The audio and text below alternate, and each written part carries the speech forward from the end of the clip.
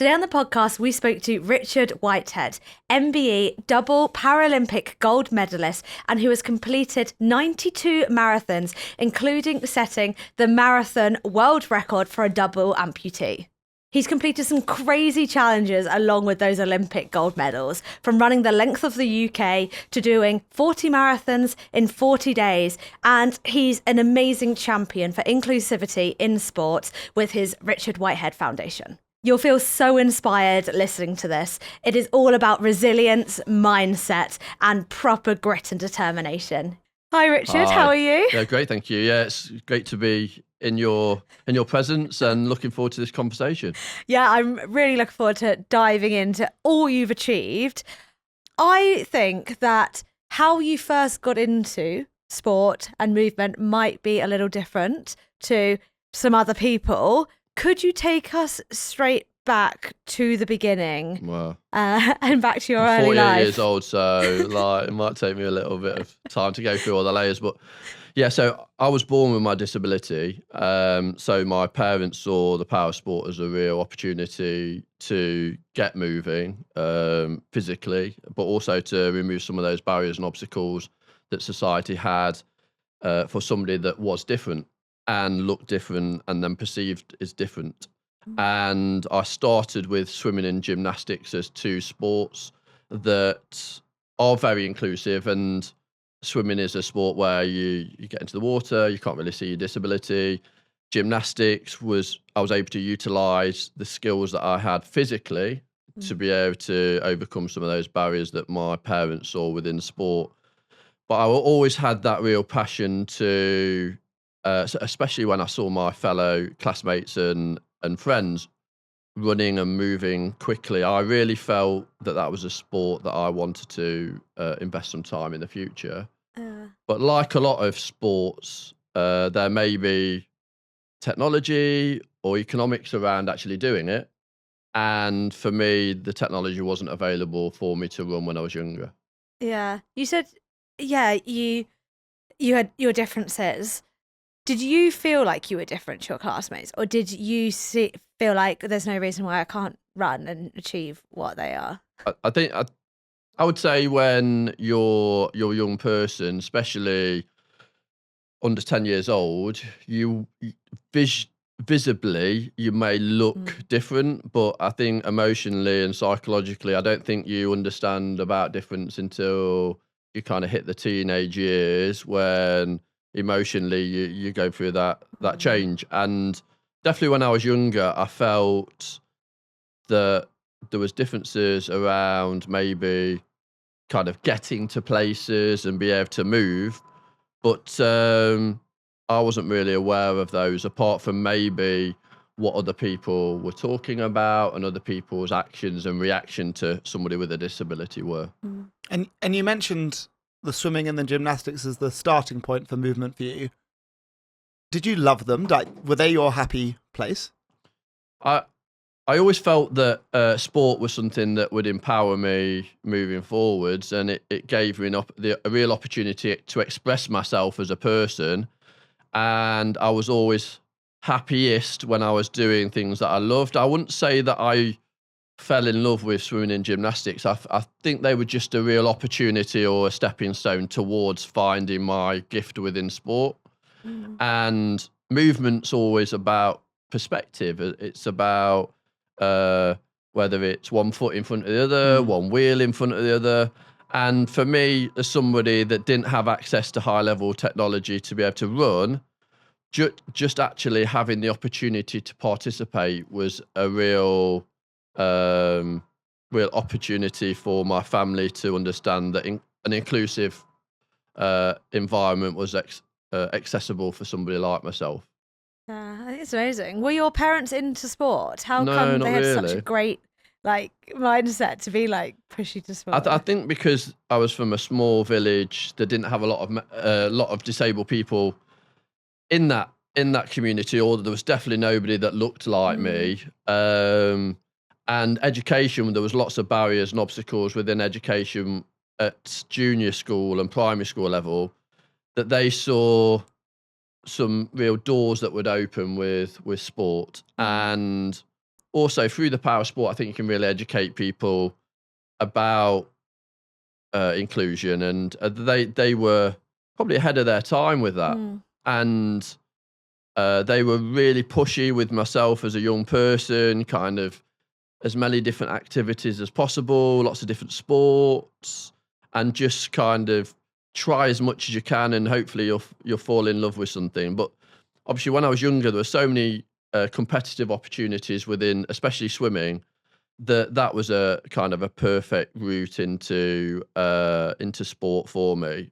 Even though getting up at 6 a.m. before school, or kind of doing 2 hours in the swimming pool just looking at the bottom of the pool wasn't that really engaging for me.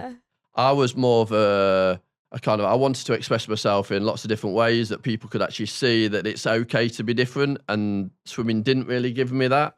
But the experiences I had across the board, whether that's developmental sport or international experiences that I had in swimming, really did give me that insight for kind of the future, that when I get those opportunities, I'm going to really kind of embrace them with both hands and kind of culminate my sporting future through some of these experiences. And so I guess like getting into sport at a young age seems like it was very much like a case of going through a normal development pathway, really, in terms of being normal. At what point did you realize that you were excelling and on a path to be abnormal and work towards a professional career in sport, and that leads you in this incredible trajectory thereafter? But at what point did you realize it wasn't just for happiness and for health, and it was for I think obviously when you're growing up as a young boy or young girl, you have so many opportunities of enrichment within sport, and sometimes like parents gravitate towards sport because of their own personal preference, or maybe hand-eye coordination, or you gravitate towards maybe some of the water sports. I think for me it was more about accessibility. So the sports that I had initially were accessible within, like, maybe like the pool was accessible because I could use some of my strength. I'm quite strong with my upper body, and gymnastics was accessible because it was in the local community. But I think the real perspective was that a lot of sport within the late 70s, early 80s was inaccessible for anybody with a disability.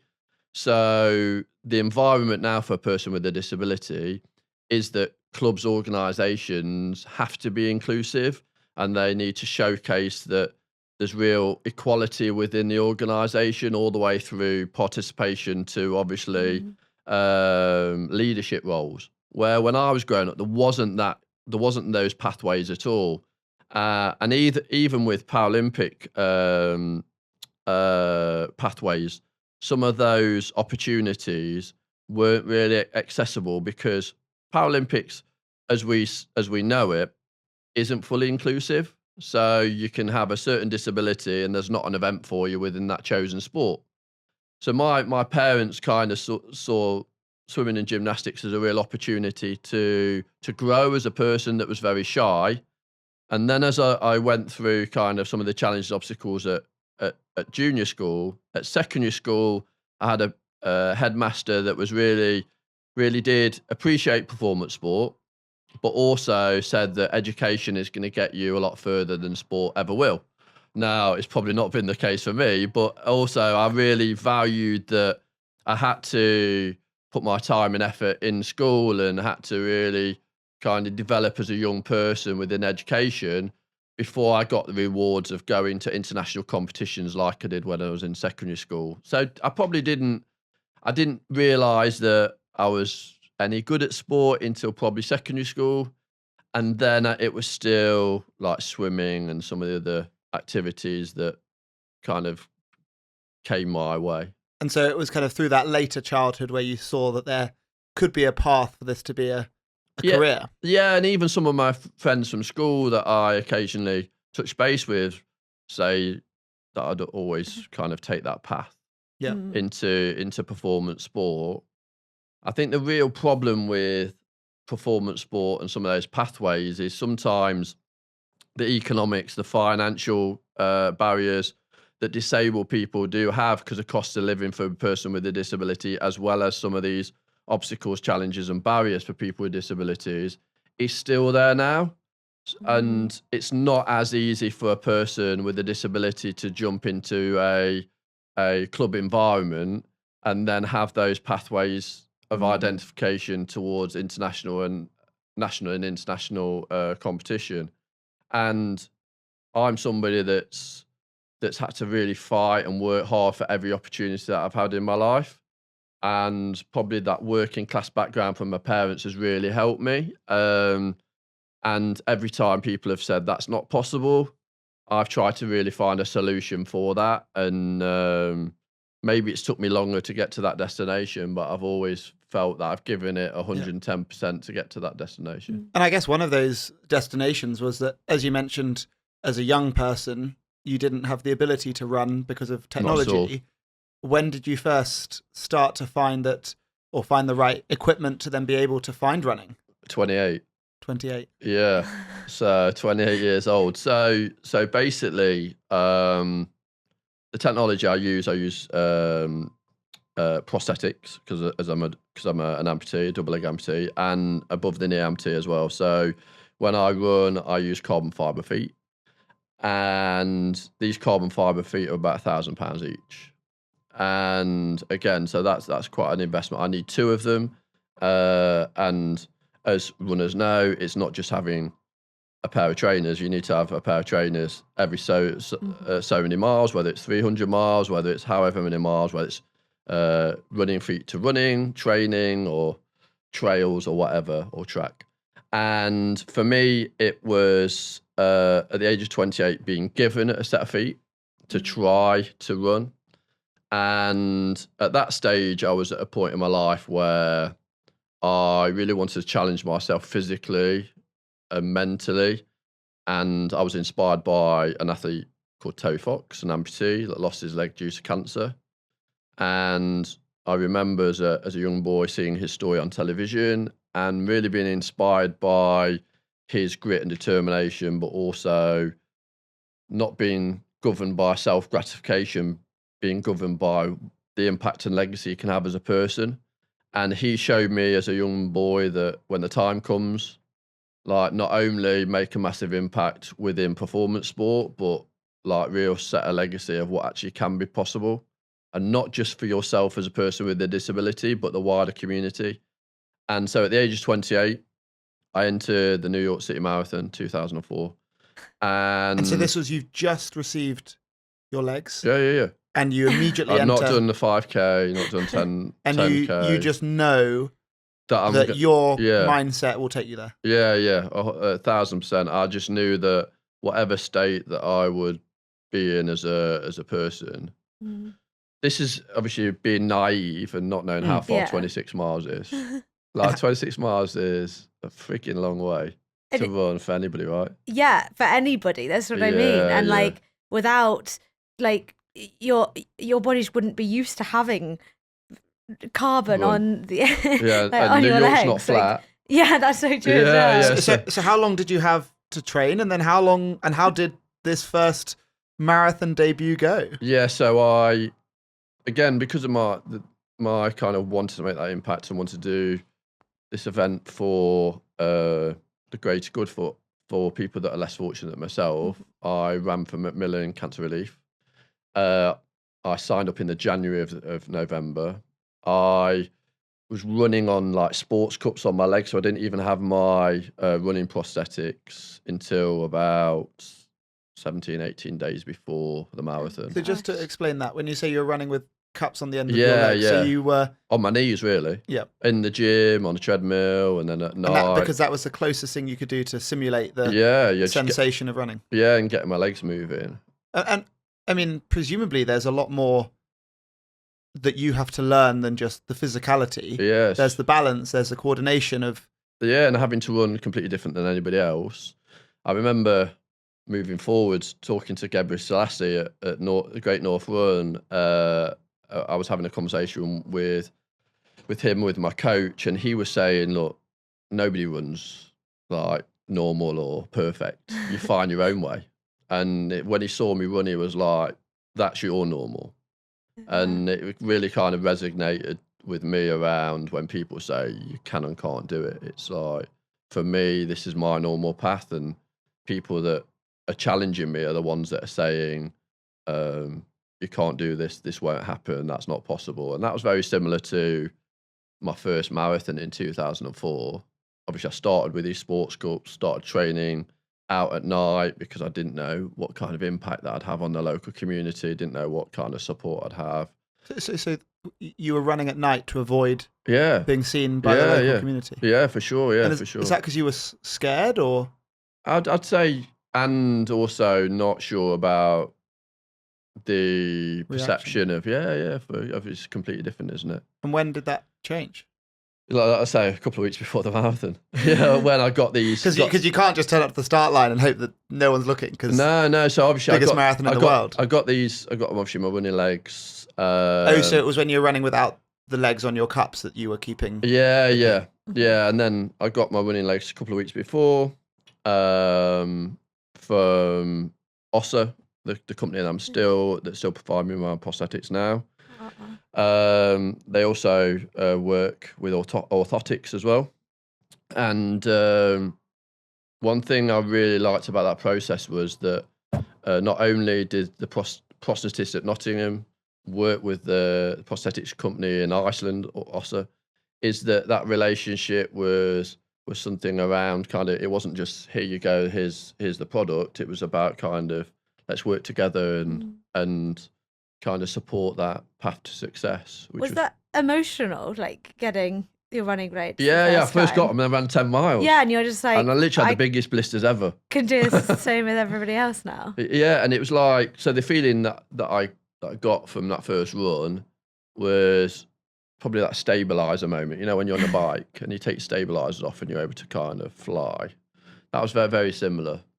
But again, I was still trying to find my way of running and trying to find the most stable path for sustainability, really, because not only have I got to put one foot in front of the other, I've got to kind of all the obstacles and barriers in front of me that I've got to kind of navigate that I didn't think about when I first started, like obviously running uphill, running downhill, curbs, other runners, like water bottles, like wet surfaces, dry surfaces, uneven surfaces, all those kind of variables that happen that I think the general runner would take for granted, where I'm having to mentally work sometimes harder than physically, just obviously with my proprioceptions, trying to make sure that everything's kind of okay in front of me. Yeah. Did you have any guidance? Did you have a mentor that you could speak to? Knew anyone in a similar position? No, I was like trailblazer within that respect. And obviously this is before, shows my age, this is before the internet. This is before YouTube. This is before, how do I do this? YouTube. No, there's no manuals, no YouTube for what I was doing. It was literally like, try to fail, really, and fail to try. And obviously you are such a beacon of knowledge and help so many people through your own platforms on the internet now. Have you found that the world becoming so much more connected has also helped you find other people to learn from and support in return? Yeah, and also through my journey of like my Paralympic kind of marathon success, you kind of look at what other people are doing and their journeys and their challenges that they're accepting. It kind of really does support my mission of taking running and sport to the masses and removing some of those barriers and obstacles that are still out there for some communities. Yeah. So, for instance, within the disability community, the easiest community to reach is those that can travel or economically sound. They have the financial backing, or they have the parental support to be able to do so. But some of those disengaged or communities that I've worked with since London 2012 have shown me there's lots of communities still that have disabled people that are hidden and don't have those opportunities that I've had in the past, especially as a young boy. And I want more people to have those opportunities in the future. 16 million people in the UK have a disability. And some of those disabilities are physical, mental, learning, sensory or invisible disabilities, and it's about connecting with those communities and supporting that path to success and having those gold medal moments. And everybody can have those at different levels. A gold medal moment doesn't have to be physical. It can be sometimes just the feeling of self-worth. Yeah. I guess we'll come on to that journey towards an Olympic gold medal. And tell me, how did that New York Marathon go in the moment? Was it plain sailing? Was it the hardest thing you've ever done? Yeah. Or somewhere in between? I say that out of all the stuff that I've done, I think excepting that running a marathon with no marathon training and no nutrition support, no marathon training. Obviously in New York, I went to New York because I worked in New York. I worked in America for a year previous to the marathon. So got a real feeling of the warmth towards the disability community. So when I was there, I definitely felt alone. Definitely felt it was my challenge. Didn't realise that I'd run another marathon after New York. How long did it take you from the finish line to realise you'd do another? Because that's the journey that You're so probably many people getting have. home, probably. Okay. Probably getting home, but I did my first marathon. I did 5 hours 19 minutes, It's just incredible. and that was tough. Yeah. When I go into schools and talk about kind of goal setting and achievement, I say to young people that if you get to school and register and then run all day until home time, that's probably how long I was running for in New York, without lunch. And and yeah, it was tough mentally, physically.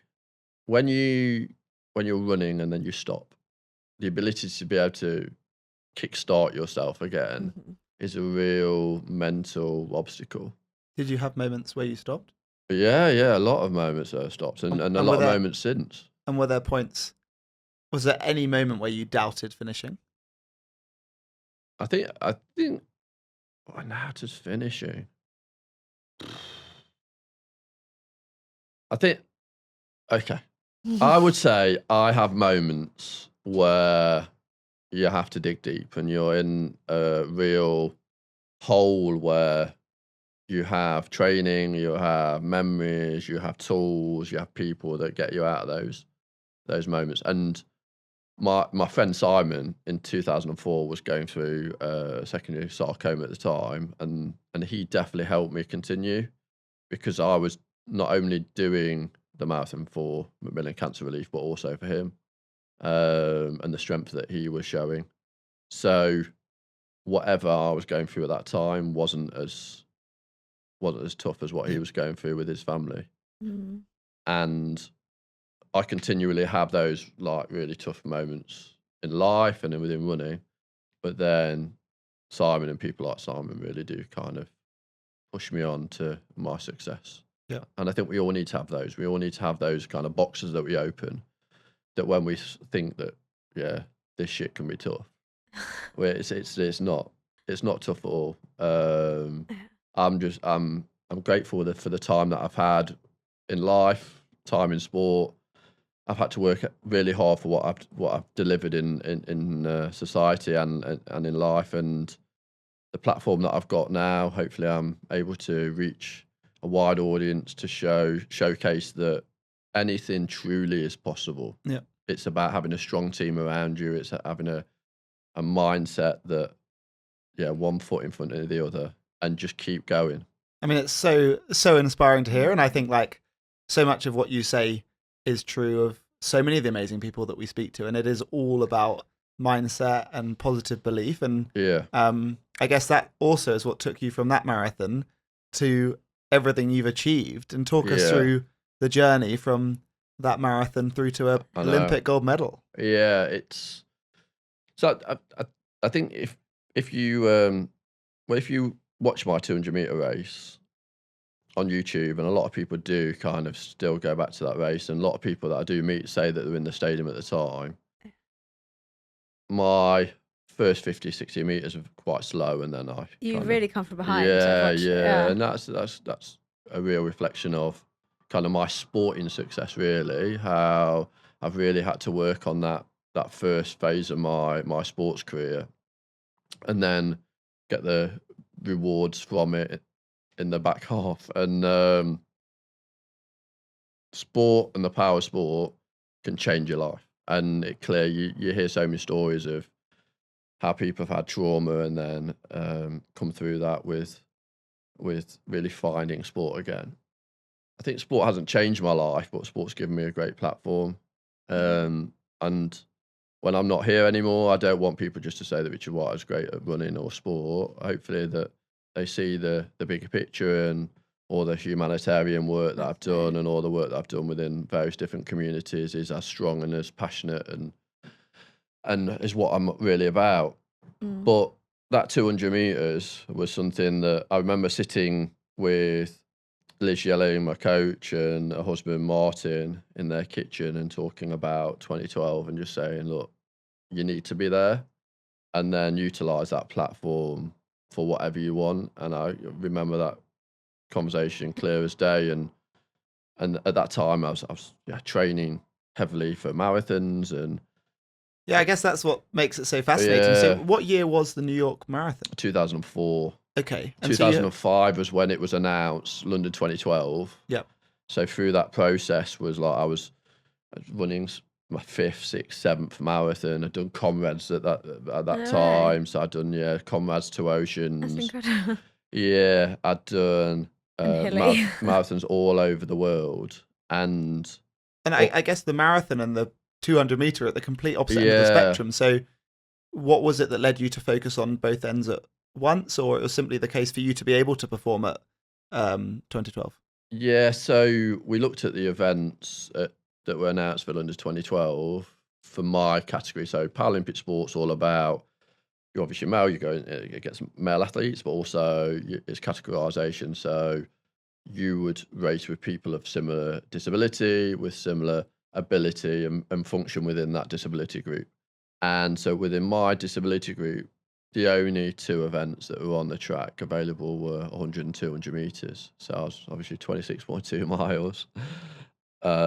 Obviously not a lot of fast twitch and muscle, all the way down to 100 and 200 meters. So we talked about the possibility of going on the track and then starting that kind of process. And probably 2009, 2010, it was starting to be a possibility, and then we were going to really go for it. So Liz started that process with training, some track sessions. We'd go out to Lanzarote, do 400 meter work. So basically, not going from marathon straight to 200 meters. We were doing work on the track, just trying to get my body fast and more mobile. And then 2009, that was my first, I think, track kind of opportunity. Did a couple of 800s, 400s, 200 meter events. 2010, I then met with a performance director of British Athletics who said I was too old, who said, we've already got these kind of famous names. Dave Weir was in the team, people like that, and basically said for me to be part of his team for 2012, I needed to go to World Championships in Christchurch in 2011 and win in Christchurch to get anywhere near the team. And basically, the markers that he put in front of me were astronomical. I'd not even done a 200 meter event by that stage. So I think our first 200 meter race was in Nottingham. Then I did a Diamond League race at Crystal Palace. That was my first race on television. So I was on the track with people like Usain Bolt, Gay, all those kind of people, and it was eye-opening. Yeah, I was like going, what the hell? Like, this is like crazy. Anyway, so I did the Diamond League. It was okay. And then went to Christchurch, and there was 42 members of the team that were selected for that World Championships. I was number 42. And we were in Auckland for holding camp first. We had a competition in Auckland, and on the bend of the 200 meters, I snapped a blade. So I only had, obviously at this point, I'm not a funded athlete, so I've only got one set of blades. So I snapped one of my blades. And carbon fibre, when it snaps, it's like the gun going. So the gun goes, and then we go, and then halfway around the bend, blade snaps, and then literally I'm lying on the floor going, fucking hell, I've got World Championships in like 10 days' time. How the hell am I going to get right for this? So within that 10 days, I had to ring home to my contacts in Manchester and Ossa. Then they spoke to somebody in LA, and then they sent me a set of blades to Auckland. I then took them to a prosthetic manufacturer in Christchurch, where the competition was. They then bonded my spike plate on the bottom of my blades. I had one training session in Auckland on these spike plates, and then had my 200 meter World Championship heat, which I think I was second in, and then my final, which I won. And then, then things started to change then, and I went into London 2012, obviously after, with a lot of expectation from that. But that was a moment for sure where I was a nobody, and then all of a sudden people were starting to pin like Paralympic gold medals on my. It's the most unbelievable story. It's like you've had so many barriers put in front of you. Yeah. Like at least, like even being told you can't do the sport you want.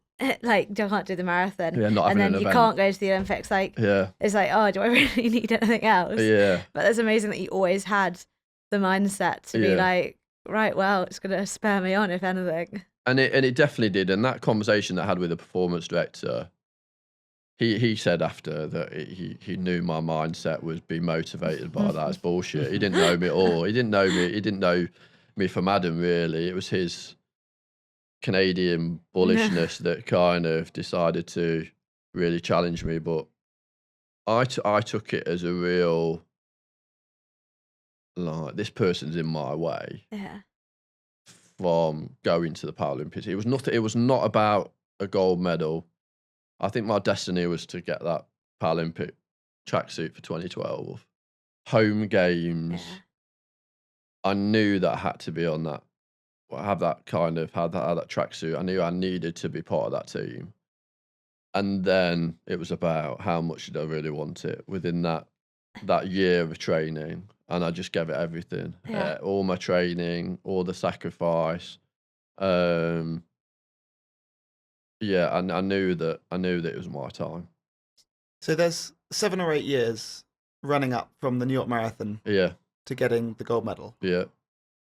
How does it feel afterwards? Were you elated? Were you lost? Like what was next? And obviously you've achieved so much since, but was there a moment of confusion? A lot of things changed between that first moment and obviously the Paralympic gold medal. One thing was like body, because I was like a skinny 59 kilo guy running New York Marathon to 76 kilogram guy that ate a lot of chicken and eggs to be stacked ready for the start line.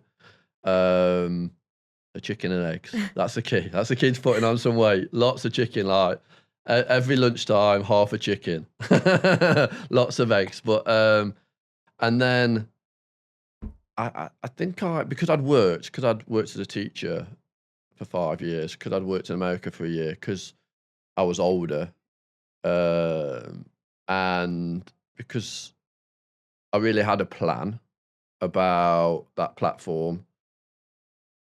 When I ran through the field and did the kind of 2-gun salute at the end, that wasn't something that I planned. It was all about how I felt on that moment. And even that moment was probably, I'm silver now. Do I settle for silver or do I push on? And I literally emptied the tank. That's when I talk to athletes or young people about moments, I always say, tackle it as though it's your last marathon, last run, last swim, last football game, your last, and make every moment count, because we don't know if it's going to happen again. And when I was in that moment I came around that bend, 80,000 people, like first 50 meters, low expectations, I heard groans, and then all of a sudden it was like a jet engine. I've never felt anything like. I've been to Champions League finals, I've been to Test match cricket, but I've never felt that energy. And literally, I was like,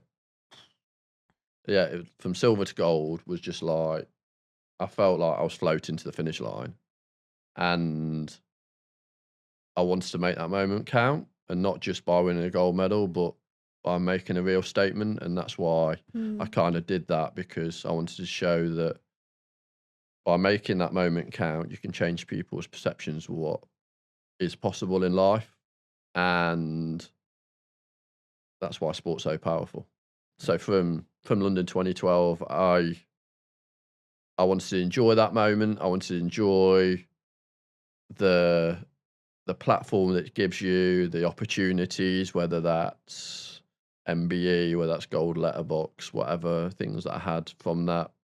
But then also realise that there's people in that stadium, there's people at home that are really looking for that hope. They're really looking for that opportunity of enrichment, and how do I then support that with a performance such as that?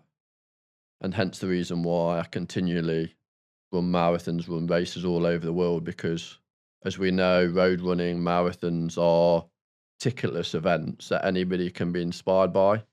And that's why I'm really passionate about not only giving back, but also seeing is believing, and giving people that opportunity to actually see something that hopefully they feel is incredible, and how they can have a little bit of that as well. Yeah. When you say you came around that bend and you've never felt energy like that, and you know, the whole nation, the whole country suddenly got behind you, knew who you were, like everybody just saw how amazing you were. Was there a bit where you almost felt like a sense of belonging? And have you ever looked back and been like, I've always been different growing up, and now everyone's more like seeing me for me and what I've achieved, and it doesn't matter? It's about celebrating difference, really, and that's what's so important. And we are stronger together, and that's why celebrating difference is so important.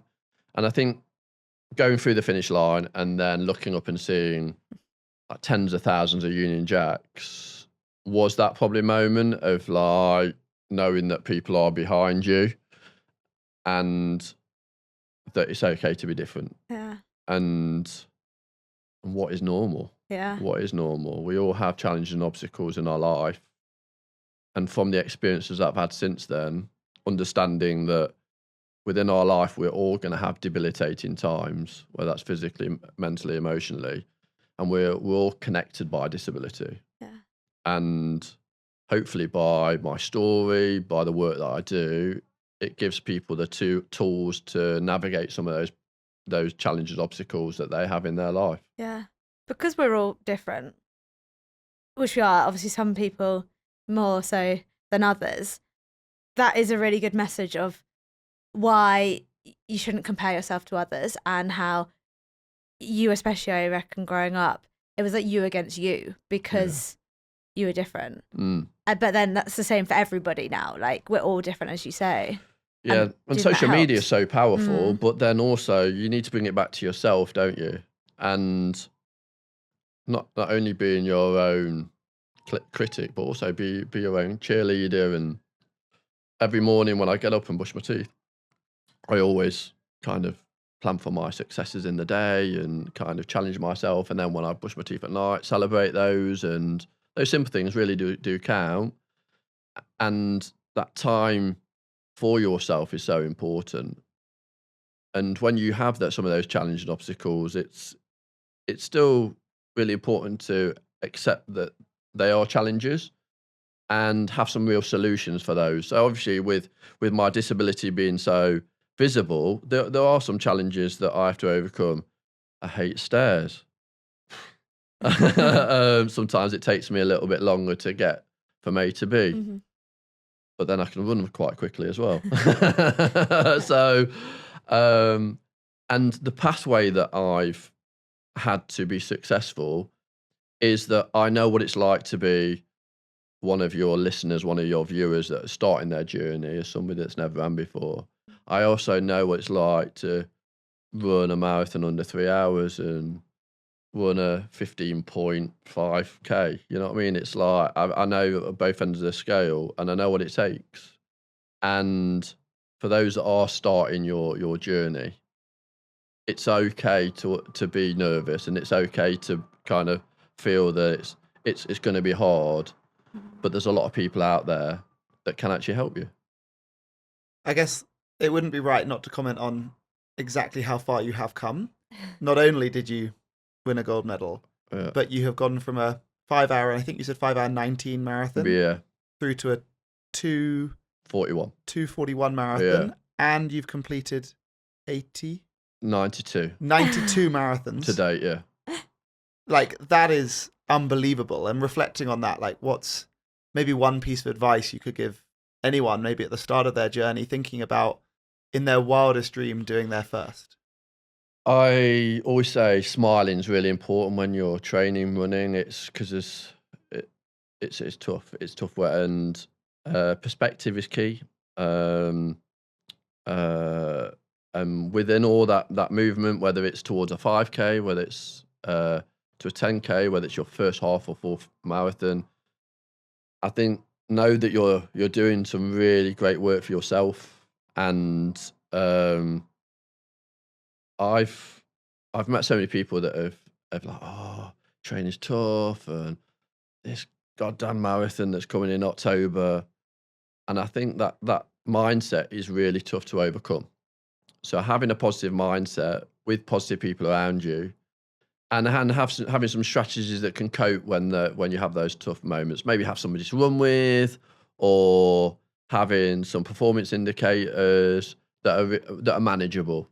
They don't necessarily need to be running either. It might be performance indicators that are very specific to you and your needs. But positive mindset, PMA, is so important.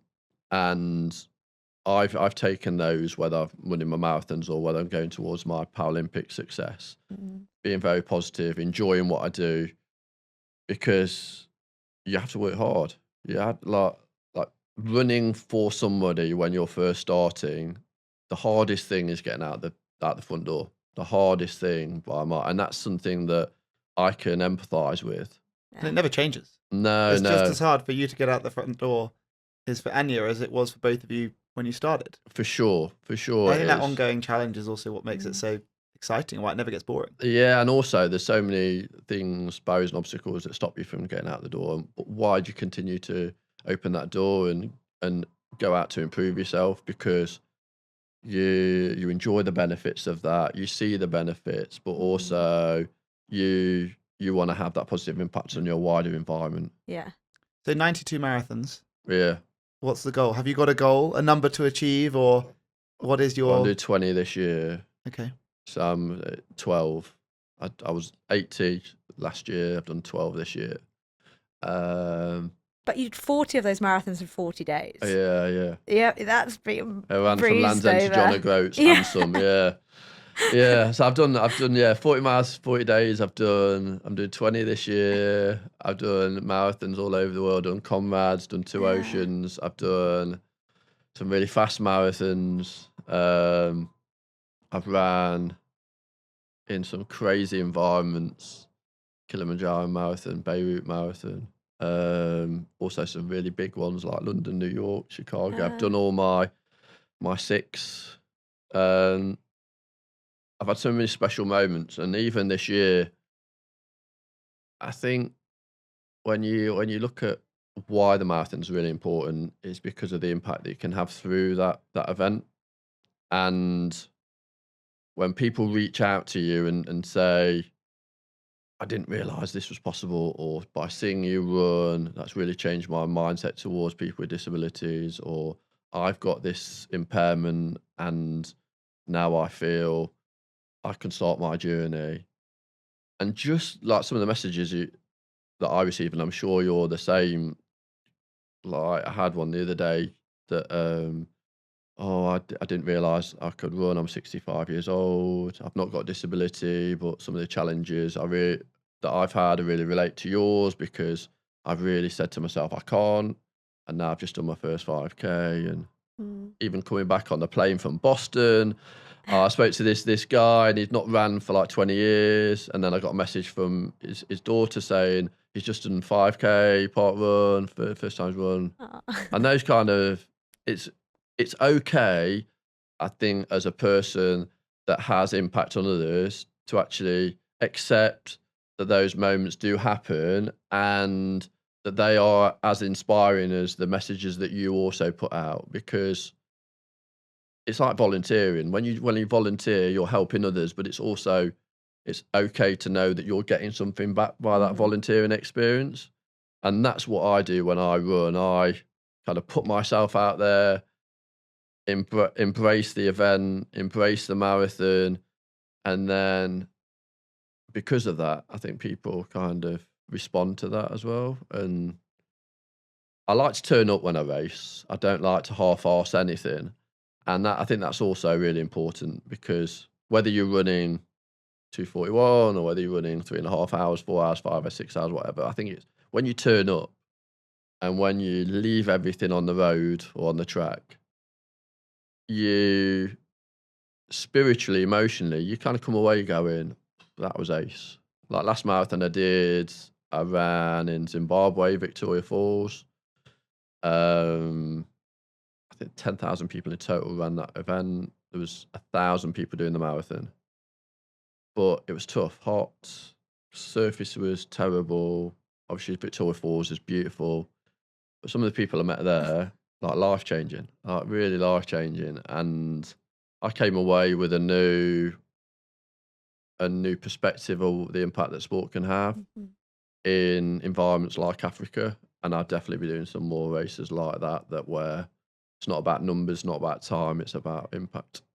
You say, yeah, it was life-changing, but I promise you're like leaving the biggest, most incredible legacy.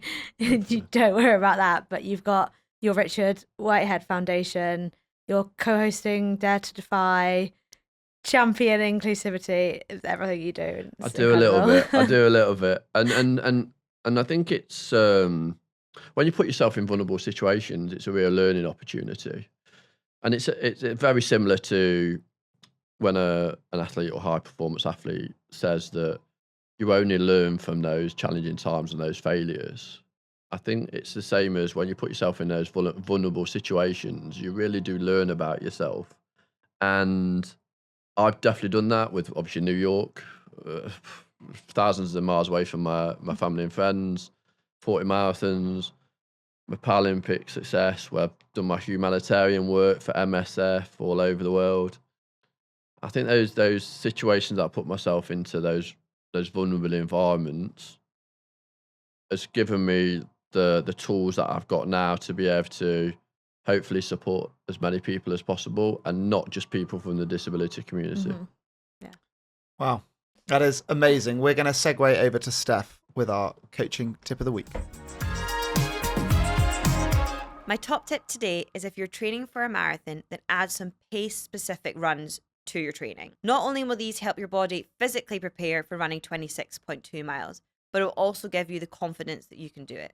By practicing your goal pace in training, it will help to see if you're on the right track to running that pace. You might even find out that you could do it a bit faster. Hey guys, this episode is brought to you by the Runna app, the #1 rated running coaching service worldwide. If you want to try the app today, use code podcast25 for 2 weeks totally for free. And please do remember to rate, follow, and subscribe to us on your listening platform to help us climb the rankings and so that we can keep bringing you the most interesting and amazing guests. Thanks for that, Steph. I'm going to bring us back with our this or that. Okay. First up, would you rather only be able to run a marathon distance again or only 200 meters? And that's it. You can't do the other. Yeah, marathon. Yeah. I'd want marathon. 200 meters is really tough on the body. Do you find that more tough? Yeah, the training's definitely tougher, but the athletes themselves aren't tougher, by the way. Like sprinters are the laziest athletes, are right pussycats. They may strut around thinking they're the best athletes in the world, but marathon runners are where it's at for sure. And if we could strip away your accolades, would you rather have all 92 marathons taken away or your Olympic gold See, medal? that's a real tough one. Sugar. That's a real tough one. Neither's happening, don't worry. I know, but it's still tough because I won't admit to it. And I've been asked it a couple of times. Oh, so I'd definitely say I'm a marathon runner. But that 200-meter moment was very special. It's a moment that I've never been able to replicate. But when you're empty the tank on a marathon or really kind of digging deep, I think that's very special as well. Mm-hmm. Yeah. And I've had so many of those moments. Well, that's even the thing. this year. Is it a 92th? That's good. Because if it is, when you do your 93rd marathon, it then tips the scale. Yeah, I don't know. I think that moment in front of 8,000 people is pretty crazy. But like when you look at some of my social media streams of my finishing races, like even this year, you get so much support. But I wouldn't swap that 200-meter moment. Nice. Mm. Okay, just before that 200-meter moment, would you rather have drunk a gallon of milk or eaten a ghost chili? Oh wow. Okay. Well, a bit of perspective here. So before a 200-meter event, I've got a routine where I literally empty everything out of my body. So I wouldn't want that milk in there for sure. Or a ghost chili. I'd probably. I know what the real problem is between going out on the track and running 200 meters. It's a bit of time. You have to get ready. So I think I'd probably cope with the chili rather than endless belching of drinking all that milk. And also, it just swoosh around in my belly. I mean, I find when I have something really spicy, I get the hiccups. Okay. Do you not think that just the burn? I just have to cope with the burn. Maybe it make you run faster. Maybe the anger and the pain. Maybe, Yeah. or maybe the propulsion from behind. Maybe. Okay, last one. Would you rather have an energy gel bath, so a bath full of energy gels, or an electrolyte shower? I don't know. Electrolyte shower, probably. I don't know. I feel like that would be less sticky. Yeah. Somehow. You know what I've done Absolutely. before? I know you might have done this before. You know when you run past the water stations, Yeah. and sometimes the people on the water stations are not very vocal about if it's water. Oh, yeah. Or an energy drink. Yeah, Oh, and you poured it I've- on you? Yeah. Oh, no. I've had blue Gatorade on my face before, and literally it's like Yeah. I'm fighting it off. And normally I've got glasses on when I run. So not only is it in my eyes, it's all over my glasses as well. And I've not got windscreen wipers on my glasses, so it's a bit of a mess. So if it's towards the end of the race, that's fine. But if it's the first 5K, there's a real issue. Yeah, I always, whenever I get electrolyte on my hand or gel on my hands, I'll always get a second water and just clean my hands mid-race. Because when you've got sweaty hands and you feel your fingers sticking together, there's nothing more gross than that. Yeah, it's not I bad. do not have time for that. We are going to ask you our final question. Okay. So our final question is for you to design your dream race. So you need to tell us how far it would be, where it would be in the world, the food and drink to celebrate on the finish line, and then finally who gives out the award. Ooh. Dream event. Oh, it's a real tough one. I think dream event would be an event that's not just a running event. That's got a lot of activities around it. So engaging with lots of kids, able to kind of run and jump and throw things, and it'd be a free event that happened maybe in a major city. I've been, let's say, fortunate enough to run London events like New York, Rome, where you're running through historical kind of cities, which is fantastic. The Rome event at the moment is a fantastic event to do. My event personally would be flat, because I hate hills, up or down. It'd be probably around, London's a great race, but I think with more activities going on, not as busy.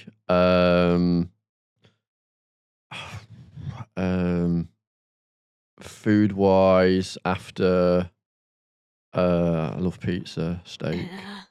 I actually can't eat straight after a race. I don't know about you. I can't eat it straight after.